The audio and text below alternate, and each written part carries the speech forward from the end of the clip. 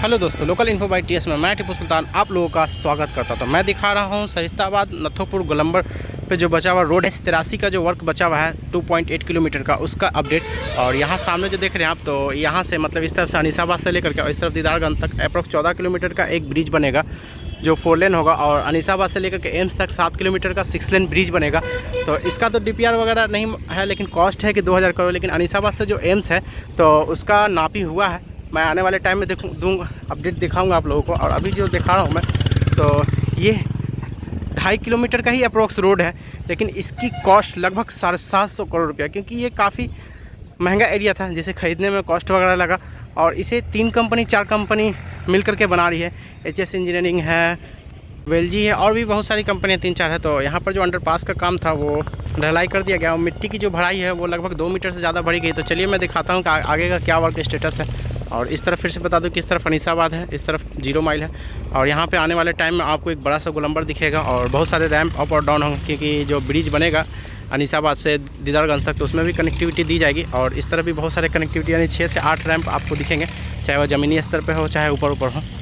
वैसे पटना गया डोभी 4 लेन का मैं पहले बता दूं आपको डिटेल कि ये लगभग 127 किलोमीटर लंबा है जो पटना से निकल करके और जहानाबाद गया जा करके डोभी में ये GT रोड में जा करके मिल जाएगी। और मैं गया तक का कई बार अपडेट दिया हूं, इसमें 2 जगह पे अभी भी काम बाकी। एक जहानाबाद रेलवे लाइन, जहाँ पर अभी गया था तो बारिश हो रहा था तो मैं अपडेट नहीं दे पाया, लेकिन काम अभी बाकी है। और एक गया के रेलवे लाइन है एक जगह, गया से गुरारू की ओर एक रेलवे लाइन जाती है, तो वहाँ पे का काम बाकी है।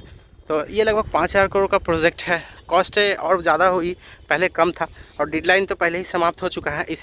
ये जो प्रोजेक्ट दिखा रहा हूँ, इसके अलावा भी 2 कंपनी और काम करी थी। जो मसौरी साइड में JSP था और जहानाबाद से आगे रामकृपाल सिंह था जो काम कर रही थी। तो काम बहुत हद तक हो चुका है, आगे में जाइएगा आप तो काम कंप्लीट है। थोड़ा रेलवे ब्रिज जहाँ पर है वहाँ पर काम बाकी है।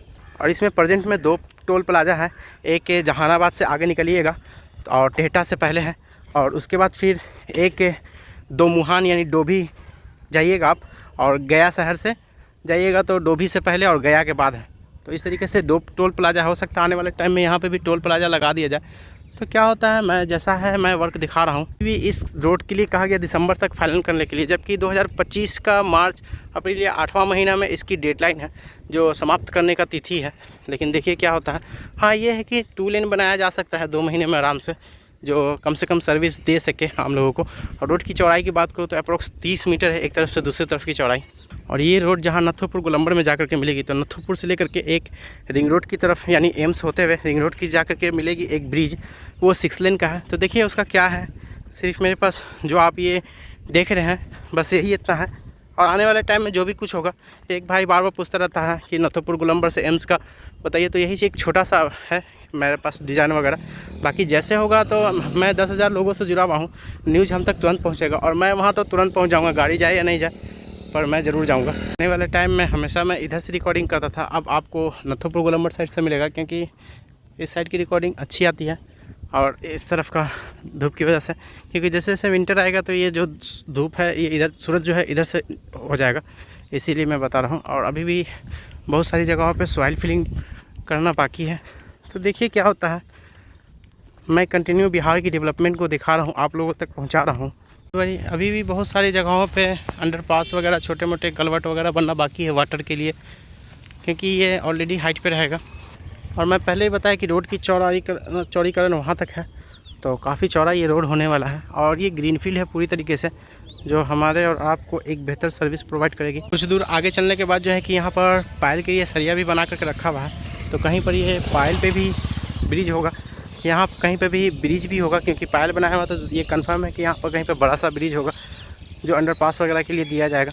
चलिए एक अच्छी खबर है कम से कम कि पहले से कुछ बेहतर काम देखने को मिला। तो हो ना हो, जो पायल रखा हुआ वहाँ जो सरिया बना करके रखा हुआ, तो यहाँ पर पायल का काम हो आने वाले टाइम में, क्योंकि इस तरीके से जो मिट्टी यहाँ पर खुड़ा हुआ है तो लगता है जैसे यहीं पर काम होगा।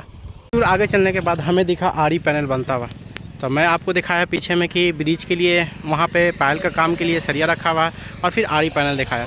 इस तरीके से जैसे जैसे आगे बढ़ रहा हूँ तो वर्क प्रोग्रेस हमें दिख रहा है। और अभी मैं चलते हुए 1 किलोमीटर और 27 मीटर, मतलब मैं 1 किलोमीटर चला हूँ, लेकिन धूप होने की वजह से वीडियो थोड़ा सा उल्टा मैं चल रहा हूँ आज, लेकिन फिर भी मैं अपना वीडियो में जहाँ तक हो सकता है क्लियरिटी दिखाने की कोशिश कर रहा हूँ। तो हो सकता है ये जो आप नाली बताओ देख रहे हैं, यहाँ पर भी एक बड़ा सा अंडरपास बनाया जाए पानी के लिए, या फिर हो सकता है एक ब्रिज उठा करके यहीं से और आगे जा करके डाउन किया जाए। जैसे जैसे आगे बढ़ रहा हूँ मैं नथुपुर गोलंबर की ओर, तो पहले से काम बहुत अच्छा हुआ है। सॉइल फिलिंग की काम हुई है बहुत अच्छे से, फिर अंडरपास वगैरह वो कम टाइम में कंप्लीट कर लिया गया और इस तरीके से ट्रक लगा हुआ है। तो हो सकता है जो भी वर्कर है वो फेस्टिव सीज़न की वजह से घर पे गए हो, लेकिन पहले से काम बहुत खींचा है। सॉइल फिलिंग का ही काम है, तो कंपनी चाहेगी तो 3 से 4 महीने में इसे कंप्लीट कर सकती है, लेकिन आने वाले टाइम में वो प्रॉब्लम भी क्रिएट होगी। आप सुनते होंगे अक्सर न्यूज़ में कि 10 फीट मिट्टी जो है कि धंस गया, 20 फीट धंस गया। तो ये सब चीज़ें होती हैं फास्ट। ये है कि रुक रुक के होगा, इस पर बहुत सारी गाड़ियाँ चलेंगी तो बैठता चला जाएगा, तो वो प्रॉब्लम नहीं होता है आने वाले टाइम में। और मैं पहले भी कहा कि ये रोड को इस तरीके से बनाया जा रहा है कि ये जो अगल बगल घर वाले हैं इनको चढ़ने के लिए इस रोड पर सोचना पड़ेगा, अपने तरफ से कट मारना पड़ेगा, ना तो कंपनी नहीं देने जा रही है। तो घर तो है अगल बगल, लेकिन चढ़ने के लिए इसमें प्रॉब्लम होने वाला, मैं पहले ही बताया था और आज भी बता रहा हूँ। तो अब हाईवे और एक्सप्रेसवे या बिहार में बहुत सारे जो नए रोड बन रहे हैं, तो उसमें एग्ज़िट या एंट्री के लिए प्रॉब्लम है, काफ़ी दूरी पे मिलती है या मिल रही है। इस रोड में मैं जितना दूर तक चला था जो भी बाधाएं थी उसे तोड़ करके हटा दी गई है, सिर्फ रोड का काम हो रहा है। तो एक बीच में यहाँ पर पेड़ भी हुआ करता था, मैं चलते हुए आता था तो वहाँ पर गाड़ी के पास पेड़ था तो मैं आराम करता था, लेकिन आज कुछ नहीं है।